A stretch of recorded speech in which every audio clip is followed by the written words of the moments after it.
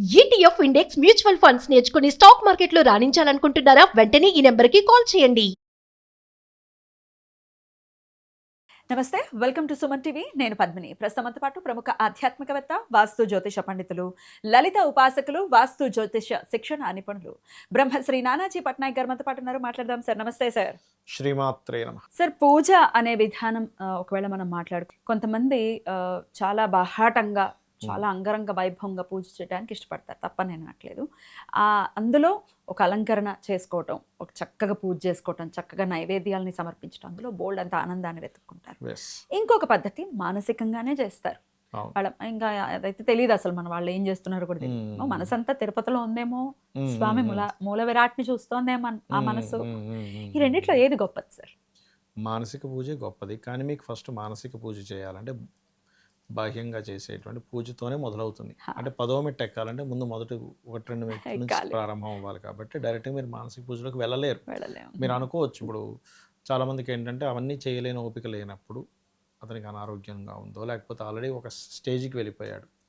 ఇంకొంతమంది అంటుంటారు ఇవన్నీ కాదు, మానవ సేవే మాధవ సేవ అని. అది కూడా గొప్పదే, కాదనట్లేదు. కానీ ఇక్కడ శాస్త్రం ఏం చెప్తుంది అంటే, ఇప్పుడు చాలామంది అంటుంటారు, నిన్న నైట్ కూడా ఒకరితో ఇట్లాగే డిస్కషన్ వచ్చినప్పుడు, మానవ సేవే మాధవ సేవ కదండి, ఇంకా కొత్తగా పూజించాల్సిన అవసరం ఏముంది, మనసులో మంచి మనసు ఉంటే చాలు అంటే, నేను ఒకటే చెప్పాను, ఏమంటే మీ తల్లిదండ్రులు ఉన్నారు, మీ తల్లిదండ్రులు లేకపోతే మీ పిల్లలకి మనసులో నేను భావిస్తున్నాను అని ఉండగలరా?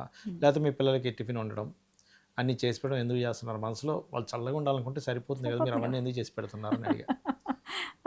వాళ్ళ తల్లిగారు వాళ్ళతో ఉన్నారు, మీ తల్లిగారికి ఎందుకు సేవలు చేస్తున్నారు, మీ పిల్లలకి ఎందుకు సేవ చేస్తున్నారు? మనసులో నేను చాలా చక్కగా మీ అందరూ బాగుండాలనుకుంటున్నాను రా అంటే, ఎందుకు సరిపోతుందిగా, మరి ఎందుకు వండి పెడుతున్నారు అని అడిగి. ఏమిటి ఆన్సర్? ఏముండదు ఆన్సర్ అక్కడ. అంటే నేను అనేది ఏంటంటే, నువ్వు భగవంతుణ్ణి నవవిధ భక్తులు అంటారు.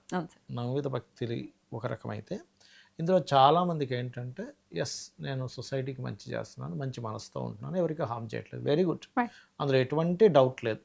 అది కూడా భగవంతుణ్ణి చేరుకునేటువంటి మార్గాల్లో ఒక మార్గమే. అయితే నువ్వు అక్కడికి చేరుకోవాలంటే అంత ఈజీ కాదు అది. నువ్వు ఫస్ట్ ఈ పూజాది కార్యక్రమంలోకి వెళ్ళి, నీకు భగవంతుడి మీద పరిపూర్ణమైన నమ్మకము, అతని యొక్క లీలలు నీకు అర్థం అవ్వడానికి ఒక స్టేజ్ ఉంటుంది. ఆ స్టేజ్ ఎప్పుడు వస్తుంది అంటే, నువ్వు ప్రతి దాంట్లోని కూడా బ్రహ్మాన్ని చూడగలిగినప్పుడు, ప్రతి దాంట్లోనే నువ్వు చూడగలవా, నిన్ను ఒక వ్యక్తి తిట్టేసి వెళ్ళిపోయినా నువ్వు నవ్వుతూ ఉండగలవా, అప్పుడు నువ్వు ఆ స్టేజ్కి వెళ్ళినట్టు. ఆ స్టేజ్కి వెళ్ళడం అంత ఈజీ? అంత ఈజీ కాదు. అంటే నేను అనేది ఏంటంటే, నేను ఒకడు వచ్చి బలంగా అనేసాడు, అయినా సరే నవ్వుతూ అలా చూసి, అది కూడా భగవంతుడే కదా, తిట్టేవాడు కూడా భగవంతుడే కదా అనుకుంటే, దట్ ఈస్ డిఫరెంట్ కేస్. అప్పుడు నువ్వు నేను బాహ్య పూజ అక్కర్లేదు అనుకునే స్టేజ్కి వెళ్ళినట్టు. కానీ వాడు తిట్టగానే నీకు కోపం వచ్చేసి నువ్వు 4 బడబడా అన్నావు అంటే, నువ్వు ఇంకా వాడిలో ఈశ్వరుని ఎక్కడ చూస్తున్నావు? నీకు ఇంకా మంచి మనసు ఎక్కడ ఉన్నట్టు, నీకు ఇంక క్షమాగుణం ఎక్కడ ఉన్నట్టు? అయితే ఇక్కడ మళ్ళీ ధర్మంతో ముడిపడ్డవి వేరే ఉంటాయి. అలా అంటే ఇప్పుడు శ్రీకృష్ణ పరమాత్మ భగవద్గీతలో ఇలాంటి ఒక వైరాగ్యం గనక, అంటే ఆ యొక్క అర్జునుడికి వస్తుంది ఒక వైరాగ్యం, వచ్చినప్పుడు కాదు ఇది ధర్మం కాదు, నీ యొక్క ధర్మం ఏమిటి అంటే, నువ్వు రాజువు కాబట్టి నీ క్షాత్ర ధర్మాన్ని నువ్వు పాటించాలి, దట్ ఈజ్ అన్నిటికంటే బెస్ట్ ధర్మ.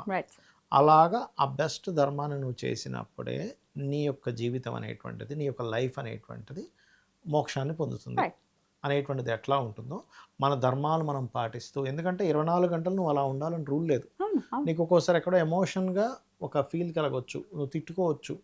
ఇక్కడ ఇన్ని రోజులు నువ్వు చేసినటువంటి దీన్ని ఒక్కసారి నువ్వు తిట్టుకోగానే మళ్ళీ ఇవన్నీ అయిపోతాయి. అదేదో దూర్వాసుడో ఎవడో అతని కోపం వస్తే అదంతా పోయినట్టుగా. ఇది నువ్వు గనక నిత్య పూజాది కార్యక్రమాలు చేసుకునేటప్పుడు అది అలా పుణ్యంగా నీకు మారుతూ ఉంటుంది. ఇంకోటి ఏంటంటే, మానవ జన్మ దుర్లభము అంటూ ఉంటారు. ఈ మానవ జన్మ దుర్లభం అన్నప్పుడు నీకు భగవంతుడిని చేరుకునే మార్గం కానివ్వండి, భగవంతుడిని అర్థం చేసుకునే తత్వం కానివ్వండి, భగవంతుడు అంటే ఏంటో అర్థమయ్యే జ్ఞానం కానివ్వండి, కేవలం మానవ జన్మలోనే ఉంటాయి. అలా ఉన్నప్పుడు నువ్వు బాహ్య పూజతో నువ్వు ప్రారంభించి, ఇదేం తప్పేం కాదు.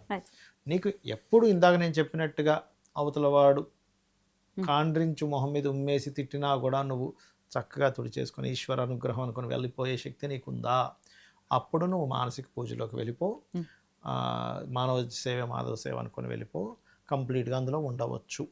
ఇది చేస్తూ ఇది చేయంటాను, ఇది మానేయమని నేను చెప్పట్లే, మానవ సేవ మాధవ సేవ మానేయమని చెప్పట్లే. ఇది చేస్తూ చేస్తూ చేస్తూ చేస్తూ ఉండగా నీ లోపల జీర్ణం అవ్వడానికి ఒక టైం పడుతుంది. దెన్ అది గొప్పది. అంతేగా నువ్వు స్టార్టింగ్ అలా పూజలు ఏమీ చేయను, కూర్చొని తిరుపతిని ఊహిస్తా అంటే కుదరదు. కుదరదు. అంటే అసలు నీకు మీ లేనప్పుడు మనసే వేరు. ఒప్పుకోదు. అంటే నీకు ధనం లేదు, ఎక్కడో కూర్చున్నావు, నీకు పూజ చేయడానికి రూపాయి కూడా లేదు, అప్పుడు నువ్వు మానసిక పూజ చేయి, తప్పేం కాదు. కానీ అన్నీ పెట్టుకొని ఈ పూజలేంటి, ఇదే గొప్పది కదా, ఇవన్నీ దేవుడికి చెందుతాయా, అసలు తీసుకుంటాడా స్వామి, ఇట్లా రకరకాల మాటలు వస్తాయి. మీకు గతంలో ఒకసారి మనం మాట్లాడుకున్నాం లేదో నాకు గుర్తులేదు. ఒక ఊరిలో చక్కటి శివాలయం ఉంది, అది మహమ్మదీయుల కాలంలో. ఆ పురోహితుడికి పాపం కైంకల్యాలు చేయడానికి అన్నీ అయిపోయాయి. రాజు దగ్గరికి వెళ్ళి చెప్తాడు, అయ్యా మా ఈశ్వరాలయంలో ఏమీ లేవు, ఎందుకంటే రాజుల యొక్క ధర్మం అది అన్నీ పంపించేటువంటిది. అంటే అప్పుడు ఆ రాజు పొగరుతో, నీ ఈశ్వరుడికి కావాలంటే నన్ను అడుగుతాడులే, ఈశ్వరుడిగా ఏమేమి తక్కువ, ఆయనకేంటి, ఆయనకి మనం చేసేది ఏంటి, వెళ్ళిపోమంటాడు. ఈ యొక్క మహమ్మదీయుల కాలంలో ఆ యొక్క నవాబుకి రాత్రి కలలో ఈశ్వరుడు ప్రత్యక్షమై చెప్తాడు, నాకు నైవేద్యం పెడుతున్నారంటే నా కోసం కాదు, ప్రతి ప్రాణి నాకు నైవేద్యం పెట్టడం వల్ల అన్నానికి లోటు లేకుండా ఉంటుంది, నాకు దూపం చూపిస్తే ప్రతి ప్రాణికి ఐశ్వర్యం ఉంటుంది, నాకు దీపం చూపిస్తే ప్రతి వ్యక్తికి అతని ఏంటో కనబడేటువంటి ఆ యొక్క యోగం పడుతుంది, అందుకు నాకు సమర్పిస్తారు కానీ నాకు ఇవేమీ కాదు అని చెప్పగానే గూస్ బంప్స్ అంటారు సార్, ఆయనకి మొత్తం వెంట్రుకలన్నీ నెక్కబడుచుకొని నిద్రలోంచి లేచి పొద్దునే ఒక పరుగు పరిగెడతాడు అన్ని సామాన్లు పట్టుకొని.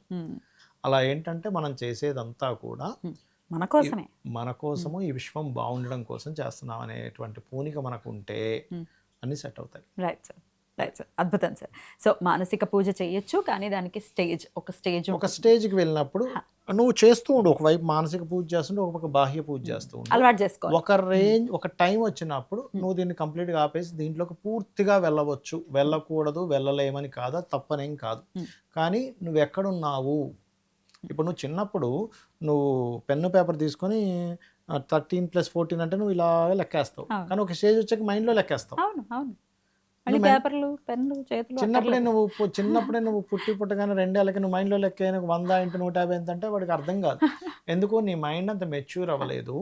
సో ఎప్పుడైతే నీ మైండ్ మెచ్యూర్ అవుతుందో, ఈ విశ్వాన్ని మొత్తం అర్థం చేసుకుంటుంటావో, ఆటోమేటిక్గా నువ్వు అక్కడికి చేరుకుంటావు. అంటే అక్కడికి చేరుకోవడానికి ఒక సమయం పడుతుంది, ఆ సమయం పట్టడానికి బాహ్య పూజ ముందు అవసరం, మొదటి మెట్టు 2 మెట్లాగా. దాని తర్వాత నీ మానసికంగా పూజ చేస్తావా, ధ్యానం చేస్తావా, శ్వాస మీద ధ్యాస పెడతావా, అన్నిట్లో బ్రహ్మాన్ని చూస్తావా. బ్రహ్మచారి అనే ఒక పదం ఉంటుంది, అంటే ఏదో ముడుచుకొని ఎవరితోని సెక్స్లో పార్టిసిపేట్ చేయకుండా ఉండేది కాదు, దాని అర్థం బ్రహ్మమునందు చరించువాడు బ్రహ్మచారి. అలా అన్నమాట. అసలైన అర్థం తెలుసుకోగలగాలి. ఎగ్జాక్ట్లీ. చాలా బ్యూటిఫుల్ గా ఎక్స్ప్లెయిన్ చేశారు సార్. పూజా విధానంలో రకరకాల కన్ఫ్యూజన్స్ వస్తూ ఉంటాయి, డెఫినెట్ గా ఇది ఉపయోగపడుతుంది మన వాళ్ళకి. Thank you so very much sir. నమస్తే సార్. శ్రీమాత్రే నమః.